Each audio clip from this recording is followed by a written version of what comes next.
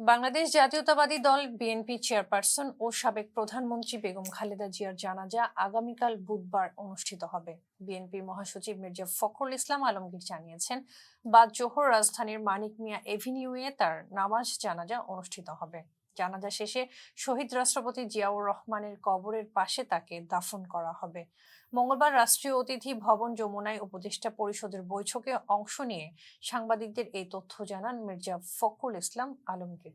তিনি বলেন, জাতির এই সংকটকালে দলের সর্বস্তরের নেতাকর্মী ও সাধারণ মানুষ যেন শৃঙ্খলার সঙ্গে জানাজায় অংশ নেন, সে বিষয়ে প্রয়োজনীয় প্রস্তুতি নেওয়া হচ্ছে। এর আগে মঙ্গলবার ভোর 6টায় রাজধানীর এভারকেয়ার হাসপাতালে চিকিৎসাধীন অবস্থায় ইন্তেকাল করেন বেগম খালেদা জিয়া। দীর্ঘদিন ধরে তিনি গুরুতর অসুস্থতায় ভুগছিলেন। তার মৃত্যুর খবরে রাজনৈতিক অঙ্গন সহ সারা দেশে শোকের আবহ নেমে আসে। বেগম খালেদা জিয়ার মৃত্যুর বিষয়টি নিশ্চিত করেন তার ব্যক্তিগত চিকিৎসক ও বিএনপির জাতীয় স্থায়ী কমিটির সদস্য অধ্যাপক ডক্টর AZM জাহিদ হোসেন। মৃত্যুর সময় হাসপাতালে উপস্থিত ছিলেন তার জ্যেষ্ঠ ছেলে ও বিএনপির ভারপ্রাপ্ত চেয়ারম্যান তারেক রহমান, তার স্ত্রী ডক্টর জোবাইদা রহমান, নাতনি জাইমা রহমান, ছোট ছেলের স্ত্রী শর্মিলী রহমান সিথি ও ছোট ভাই শামীম এসকান্দার সহ পরিবারের অন্যান্য সদস্যরা।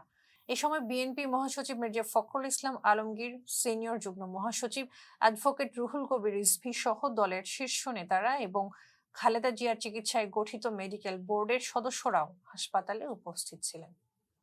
ফেরস্তা পিপলের সঙ্গে থাকার জন্য ধন্যবাদ।